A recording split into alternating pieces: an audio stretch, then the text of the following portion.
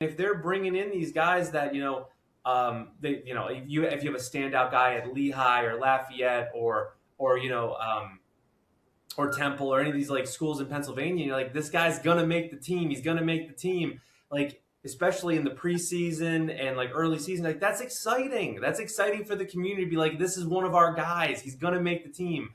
He's it's you're not only competing against people in Pennsylvania, you're competing against the entire country for one of those NFL spots. And when you have a local kid who's a scrappy and wants to play and wants to make the team, like it's awesome. It's an awesome feeling. It's a great thing for the community.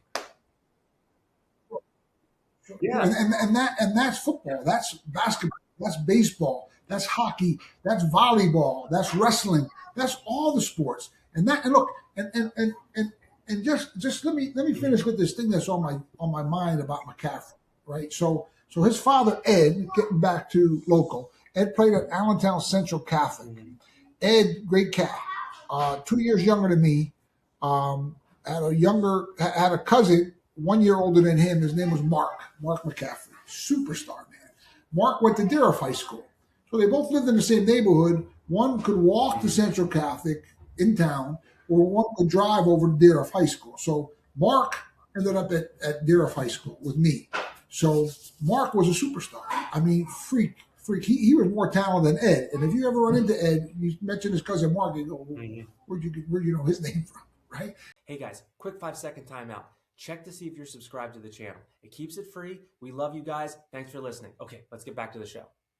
Mark was a superstar in high school. His sophomore year, he got in with the wrong crowd, right? Just like that, stopped coming to practice towards the end of the season. It was like shocking. We had a great team too. And he was playing, and I just don't know.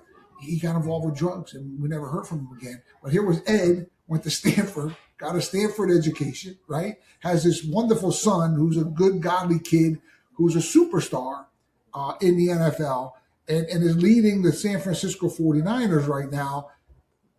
And went to Stanford, so him and his wife was from Stanford, track star.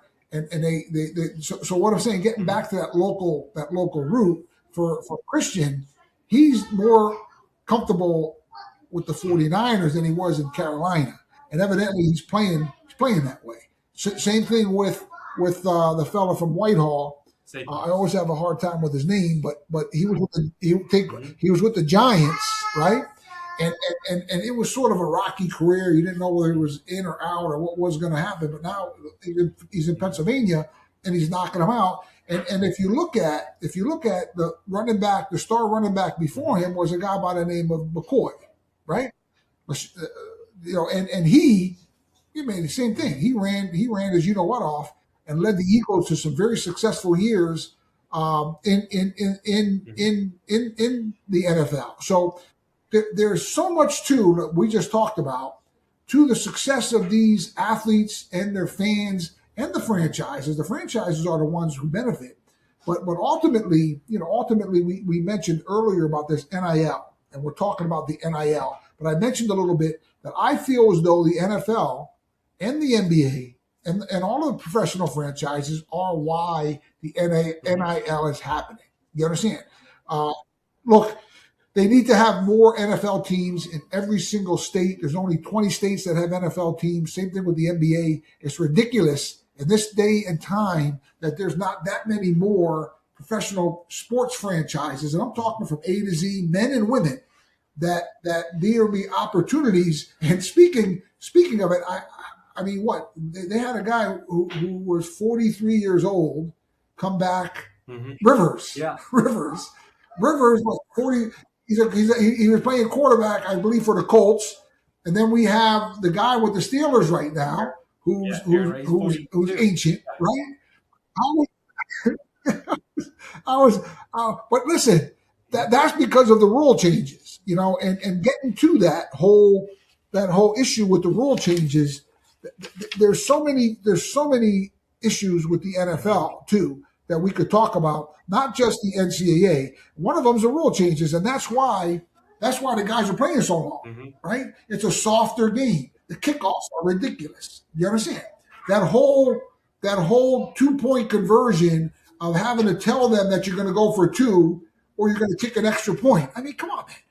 Who are they to change the rules of football? And there's so many other things: the hits, the protection of quarterbacks. So these guys are playing so much longer now because of these rule changes, which are being made by guys that never competed in football before. Remember that.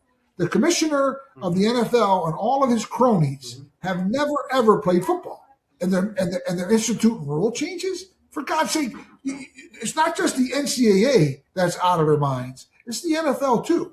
And there needs to be a lot of changes and evaluations and the government weighing in, especially on more franchises. Okay? Those greedy NFL owners, they don't want no one to share in those billions of dollars that are coming in, paying guys $40 million to be a tackle, paying baseball guys $700 million to play baseball. For God's sake, Andrew, listen, my prayer for this year for the college kids is that they just totally disband the NCAA and they weigh in on that and they go back to what was and what worked for over 100 years.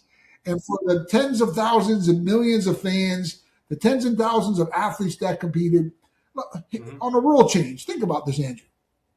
Overtime, right? 17 games in college football, right? So if there shouldn't be any overtime. Overtimes, if a team ends a game in a tie, let it be a tie.